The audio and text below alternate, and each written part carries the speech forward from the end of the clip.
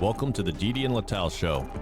Advice, thoughts, and stories from a married couple on cybersecurity, technology, and life in general. Now here are your hosts, Didi and Lital. Hello and welcome to the Didi and Lital Show. What's up, Didi? Old, pain, suffering, and that's before we discuss the Patriots. So, And I'm jet lagged. yeah. So my week since last we recorded worked as follow.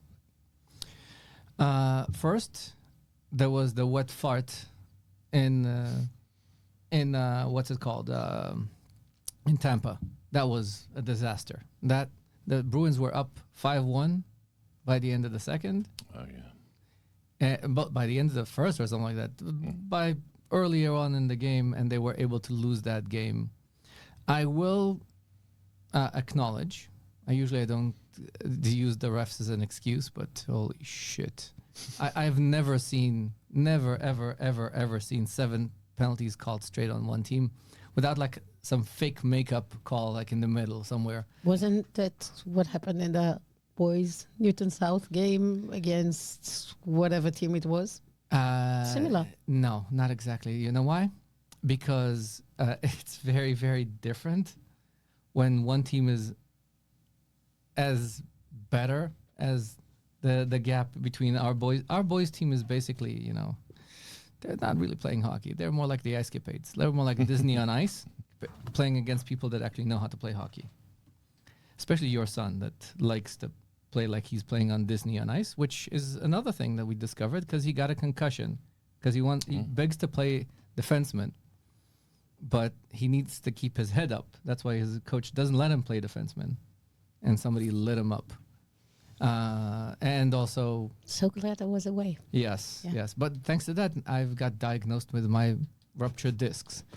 and to top all that, I spent the time in the ER. At least I got Ativan, which was good because that's the only way I didn't get a stroke while watching the Patriots shit the bed. Oh my God. So because you're in the ER, somebody goes and checks your blood pressure.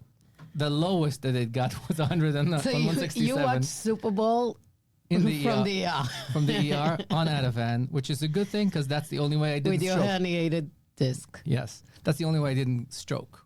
So that was my week. At least Canada versus US is very imminent in the Olympics. It looks like because both of them wiped the floor with the teams that they played. The Swedes shit the bed. The Finns shit the bed. And then when they played each other, they played it like it's Bruins versus Montreal in the old days, which was really, really awesome. So, And you found out that Finns and Swedes can fight. Finns and Swedes can fight. Producer Dave, what are your thoughts of the Super Bowl?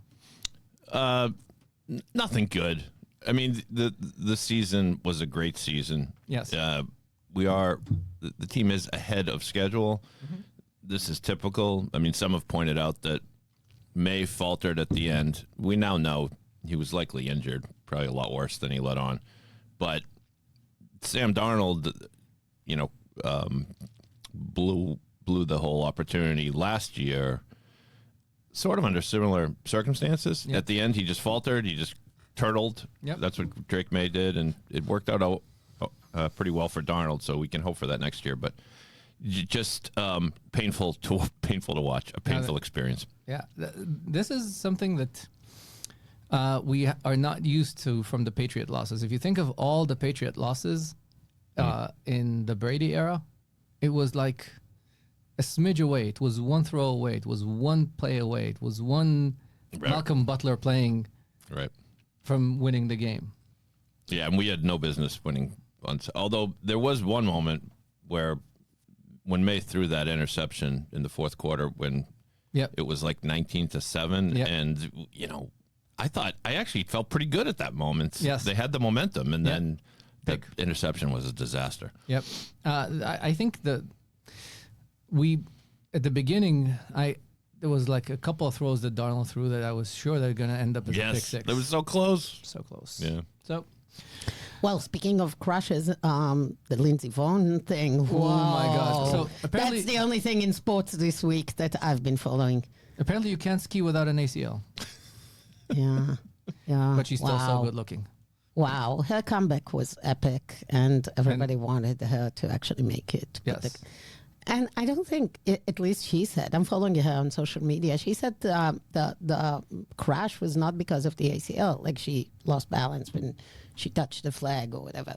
So she will say whatever she wants, but I can tell you that there's a reason why it's a year's recovery for most football players to recover from a torn ACL. So, yeah, whatever. What I thought was really cool was I saw a quick interview with the photographer that took those epic photos showing her being lifted and then the way she actually, the seconds she was injured. It was really interesting. Like she was supposed to just take the scenery of the Dolomites in the background. Like she was staged to just pick up the whole entire thing.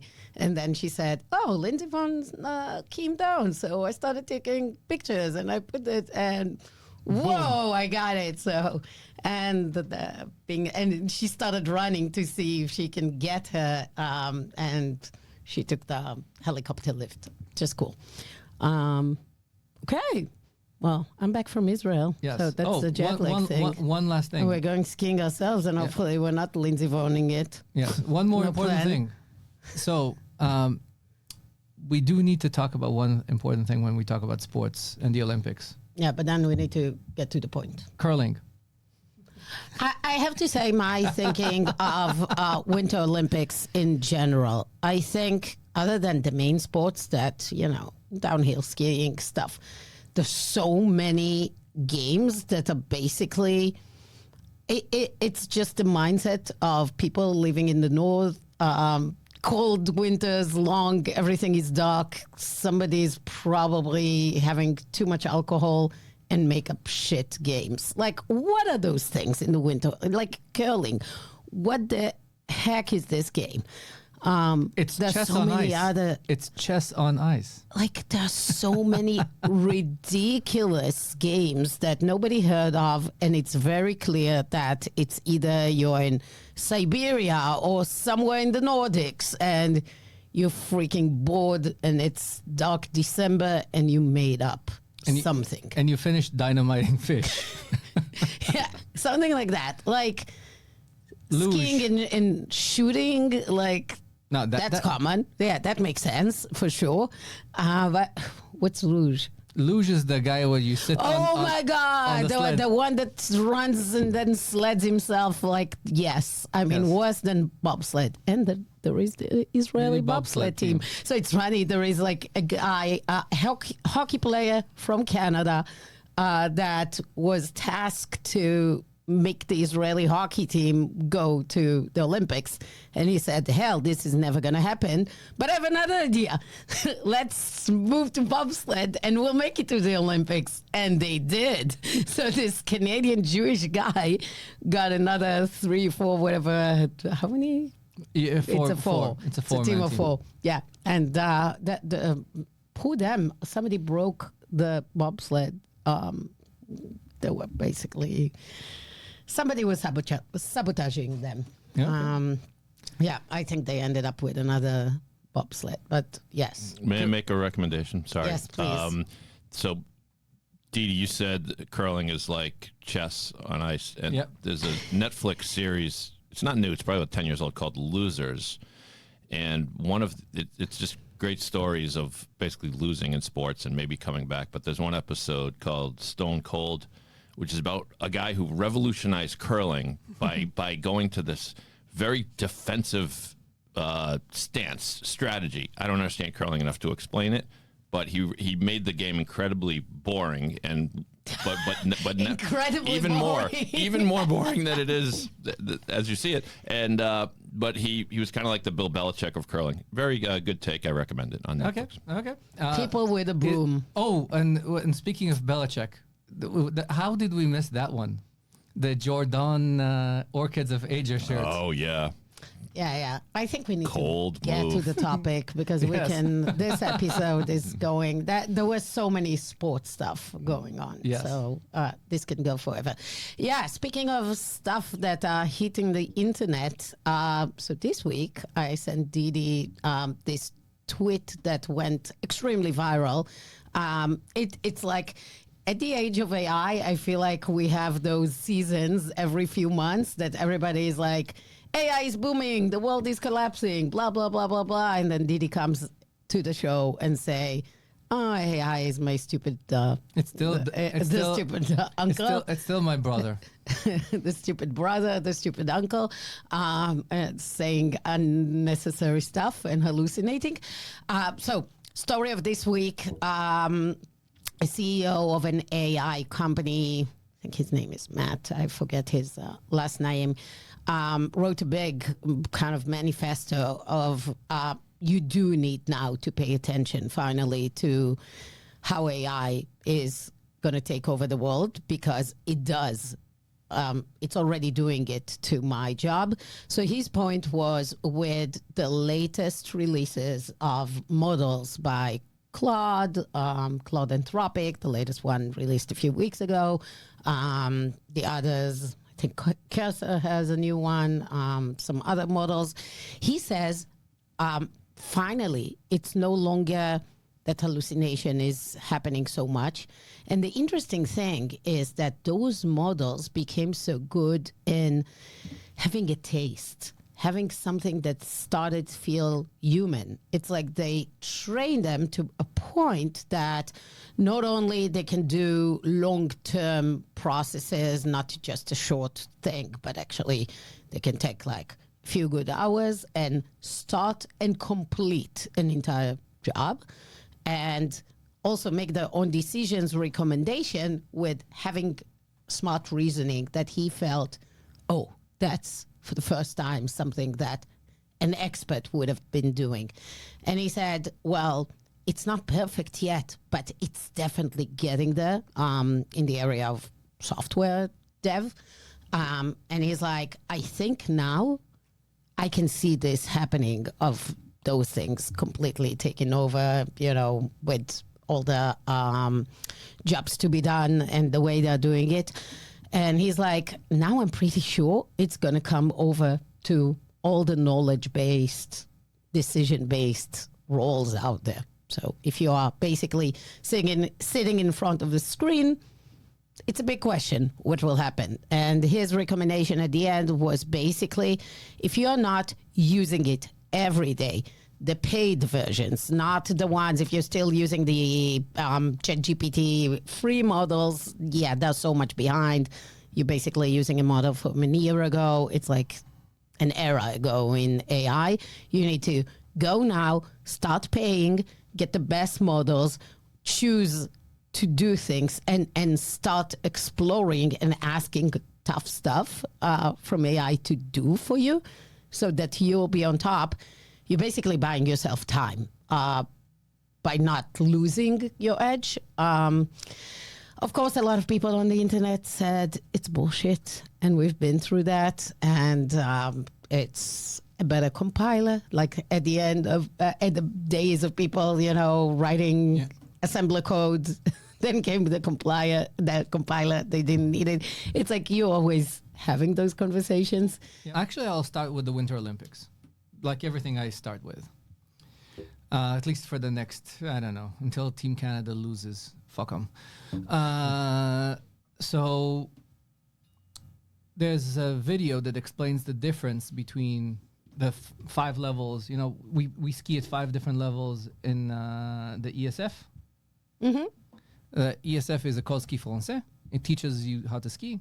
They have these 4 levels of like complete beginner, pizza, still on the bunny hill, then you go on greens. The 1, the 2, the 3, the 4. Can you safely turn? Can you safely stop? And then goes and all the way for expert off-pistes, you know. Yes. So, okay. You ski at level 2. I usually ski at the high level 3. I used to ski at level 4, but I'm old, fat, and in pain. So I usually I've demoted myself to 3. Now probably demote myself to 2. But the idea is it takes you about 6 weeks between 1 and 2. To go between level 1 and level 2, you need to go 6 times to ski, and you very clearly clear level 2. Yeah. Between level 2, my mic is gone, I think. Try it now. Trying it now? I think it works. Okay. So between level 2, you go. Between level 2 and level 3, the gap is a little bit bigger. It's more like 20 weeks. 20 weeks of skiing yearly. Like So it has to be in 1 year. no, like no, it's no, not no, over no, life. no. Oh, it's over life. Okay.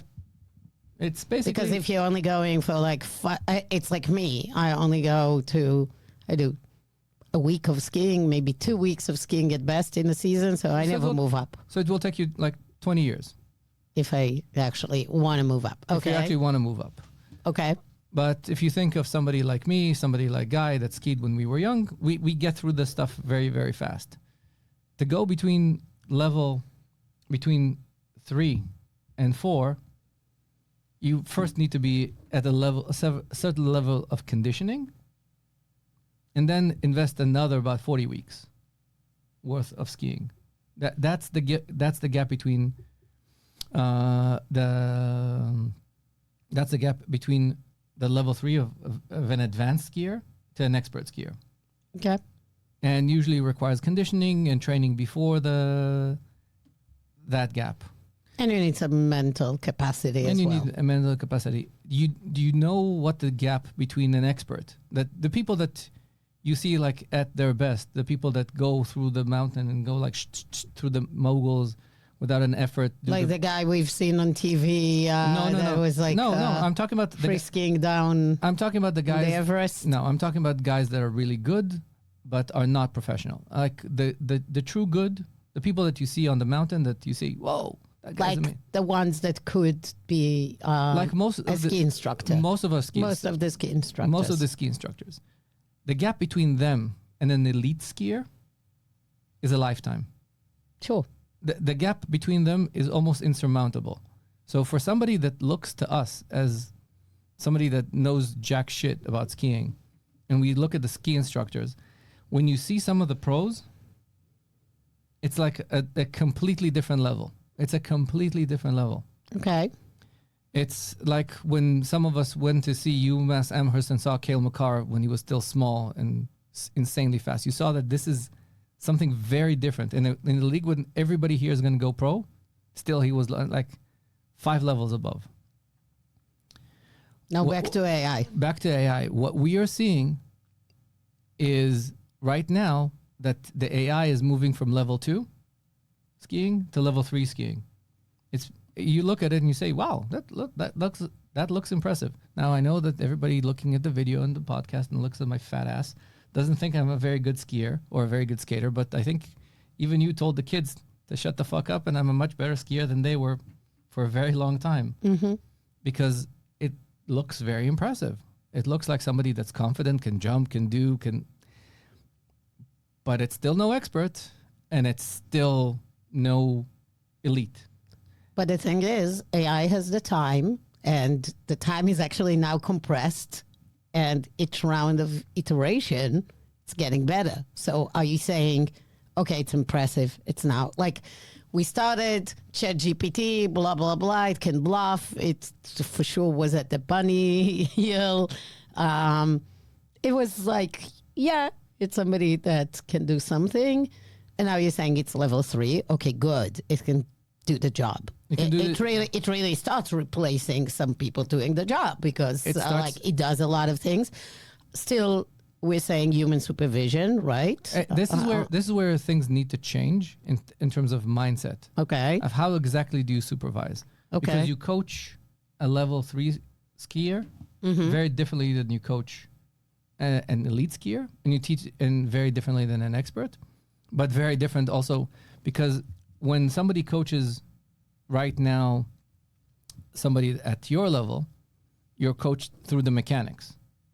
put the leg here, do the leg thing. They give a lot of exercises, like put the poles here, go turn your body, all those kind of stuff. This is an assumption of close regulated control. Okay. When you teach an expert or an elite, you need to give context. You need to give ideas. You need to basically show and ask, what do you think you do wrong? Means that right now the way we need to interact with AI is different. And also, we need to always think of how does things get trained. So here are the tasks that I keep pushing on what is actually very good for AI to do. The things that AI will do very well. The things that I'm seeing real advances in. Right now, if you're not building your slide decks through AI, you're basically a criminal. The quality of a good PM that knows what they're doing and somebody with a good eye that uses AI to build a slide deck, it makes the language coherent, it makes it concise, it is able to give you the story of the deck. You need to give the hints, the control, the story, but it will build something that's very impressive for you, and it can have a taste. So that you really have to start doing, because this is a different skill of thinking how to build a slide deck for your boss. I was talking about this with my team as well yesterday, because I said, guys, right now we're manually building decks to report our defect rates and our error rates. And guys, we need to put everything in a big data lake and say, dear AI, make a story. Because this is us not doing this means that we're neglecting our jobs. So this is where you need to change your mindset, because the errors that the AI will make are still much fewer than the errors that a human that cuts and pastes from an Excel to a deck will do. I agree 100%. I also was really impressed about the taste, making judgment. I've recently, we're doing billboards, and I haven't done billboards in B2B, and giving it just good prompts of why am I doing those billboards, what I want to achieve from it, and he immediately gave good things, and then the iteration was really, really good, so much better than 6 months ago, with ideas, with creative, with stuff. Still, the designer did a job. So it's just, I feel it's still a tool for me to kind of use as augmentation, help, but I guess I'm not using it yet at the extreme of it taking over everything I do, which I probably should try do. Still kind of like in the mindset of, let's figure it out. Like I use it a ton for messaging and stuff and feeding all calls. We are kind of, all the calls are being fed into AI. Everything is like, let's analyze where we got objections, what people didn't understand, blah, blah, blah, iterate on that. That's awesome. Still, I don't feel like what he said, that it's taken over our jobs, is yet there. But I could see it happening. Like it can make those judgments. I'll give you examples of where I've seen it in the last few weeks doing an amazing job, where it still lacks. Example one of doing an amazing job is I fed all the medical records I got for the nice little thingy. I fed it into the AI, and it basically said the same thing that the doctor said.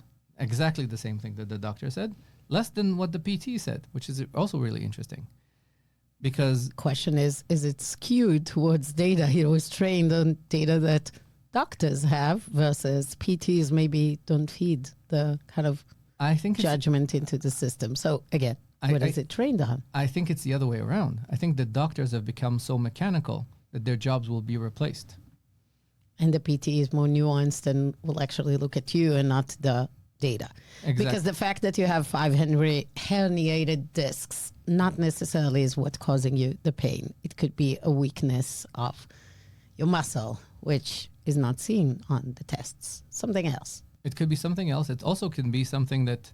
And even if that's the case, you'd rather not treat it, and maybe there is another way to get away with it. It's also the things that the PT was looking at were things that were non-result specific. Like he was looking at my gait, at my posture.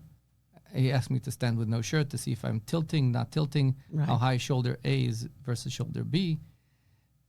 Do a lot of these minute exercises versus the traditional examination. I think our doctors have become machines, autonomous cars. Versus they lost that skill. And if you have become an nobody looked at you, right? You just got into MRI. No. People looked at me.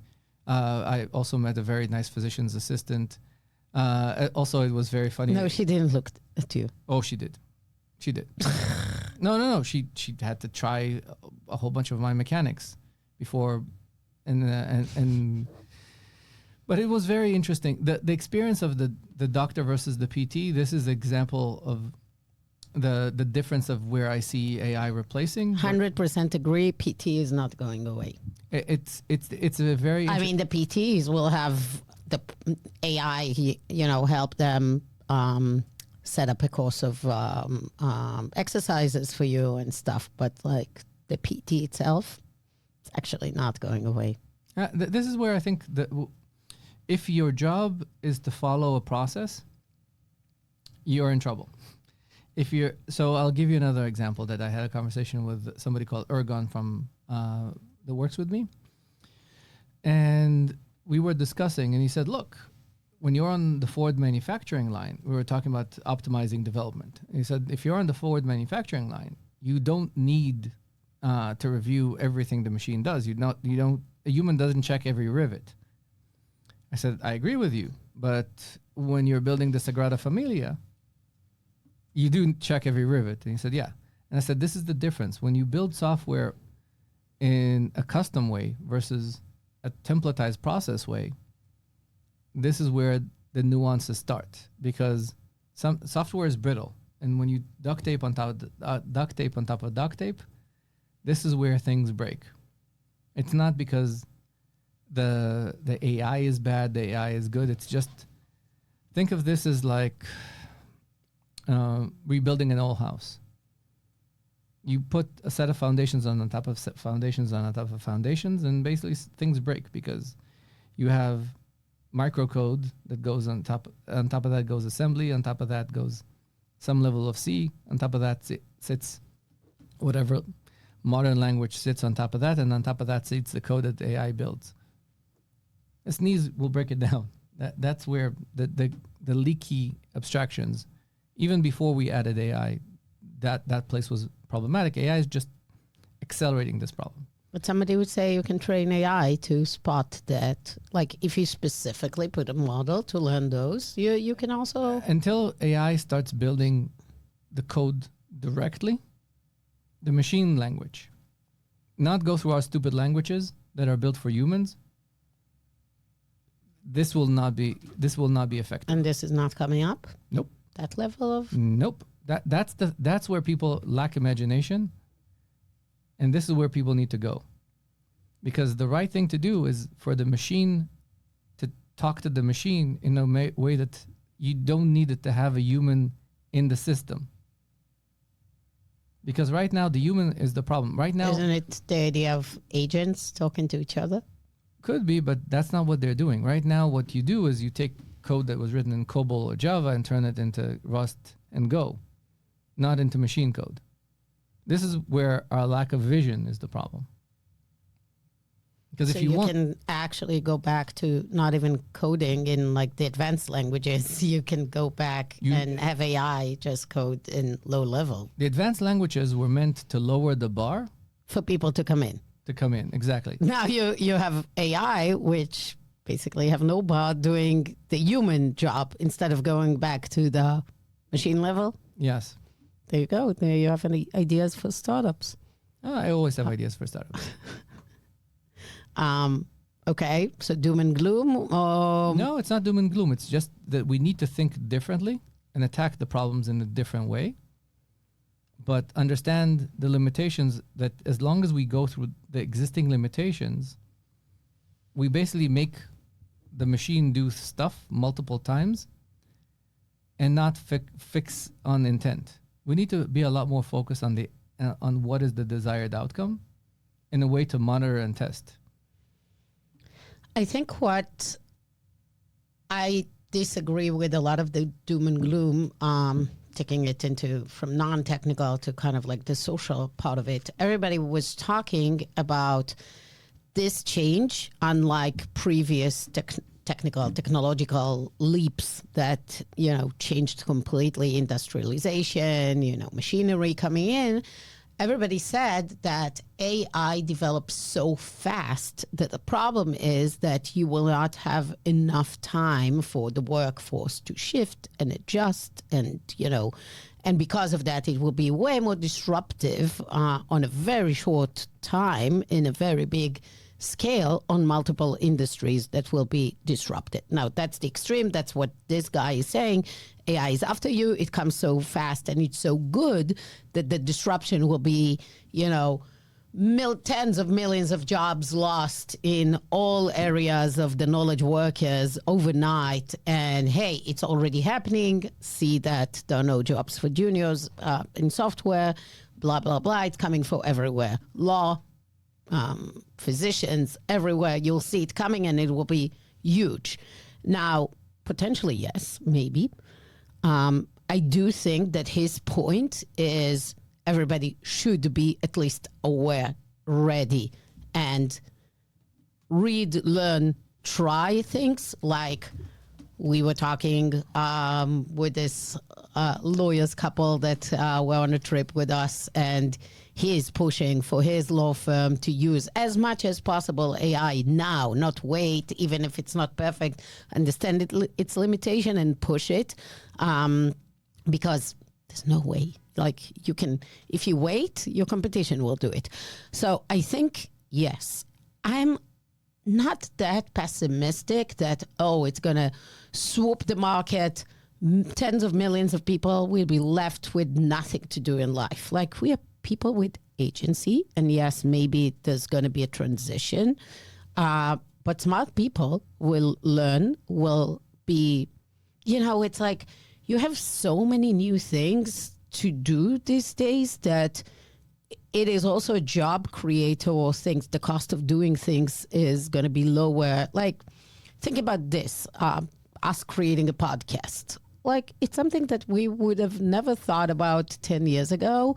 It's so easy. It's so cheap, basically. The technology is there. So and now you can edit it in AI, and you can, like, the bar of doing things that might be people's dreams and they can monetize. We're just not thinking about it. That's what I want to say. It's always that an AI will be a big disruptor, but also a big creator of things that we've no idea. And like always, those that adjust, those that are agile, that are not, I have to do this job because I learned it, and that's, there is no job security since, 40 years ago. Job security is no job done. Security. There was never job security. So if you look at... There was, like, at the time, I think 50 years ago, there was you never were job security. Going into a craft, you were going into, a specific job, and you can end up your life and get the watch and get the whatever anniversary thing. People were doing, it doesn't exist anymore. It was a very short time. We had this... it's a short time in history. It existed for a very short time. It was basically... It was a generation. It was a fart in the wind. Reality is, if you look at human history from, pyramids until 400 years ago. Yeah, people were farmers, hunter-gatherers, and then probably they were thinking, those crazy people, we're going to lose this skill of hunting the majority, big mammoth. The majority of humanity was farming for the longest time. The number one job of everybody was farmer. Mm-hmm. Then there was blacksmith and stuff like that created tools for farming. Exactly. And right now, about 3% of the world population deals with farming. Yeah. So what? Yeah, but that's the thing. People would say this transition was over, I don't know, decades, sometimes more, depending. Like, at the end is basically big robots, We already- doing that day-to-day farming. We already have people around the world that can find their place in the workforce, regardless. Juniors, people want to sit at the desk. People need to get off their asses and do a real job. I think this is Yeah, maybe we're the last generation that sits on a laptop. Maybe that was transient. yeah. Exactly. For how long people were sitting in front of screens, I don't know. Maybe they shouldn't. 2 decades. Two generations. Exactly. Get the fuck out of here. And maybe it's not what we're supposed to do as human beings. We're not supposed to do that. So maybe AI bots will sit in front of. They were not sitting in front of screens, right? We'll They're go sitting back in to- their chips, and we'll go back to being in the sun, having vitamin D and not having deficiencies and stuff. And we do things with our body. Yeah. Because that's what our body's supposed to do. and kill other people, which is what we really like to do, because that's what people really, really like to do. Kill other people. With this positive note. No. There's more notes of positivity. Now, in reality, after I made that joke, or not so Which much is not joke, funny. which is Yeah. not. No, it's not a joke. It's what I actually It's believe. reality. That if there will be a job crisis, it will lead to war, and that right now there's a big job crisis in the world because everybody looks at the position of sitting in front of a computer and views that as the valuable thing. It's not the valuable thing. It's not. There's a million other things that need to be done in our world that gets neglected because of our choice. So you finally will have people to build railroads and stuff. The robots will do it. Maybe we'll finally fix the BTA that needs fixing because it's a shit show. Maybe right now somebody can build a toilet for less than $1 million. You can have a lot of people building toilets. Yep. So we need to think of the fact that the industry will change. It will change in ways we didn't think. We need to go back to thinking of maybe the hierarchy will change in terms of, because if you remember the majority of human existence, the people that controlled the world were the people that were able to wield the sword in an effective way. Not the blacksmith, not the scientist, the guy with the sword. Probably go back to that. With that positive note. Okay. Consider the future. Yep. Maybe it's not in front of a Maybe screen. maybe it's time to learn how to use an AK. All right. The Didi and Lital show is a weekly podcast. Please rate, review us, put a subscribe. YouTube, Spotify, share with friends. This is how we get more people following us. We hope you liked this episode. We will see you back next week. Goodbye. Right.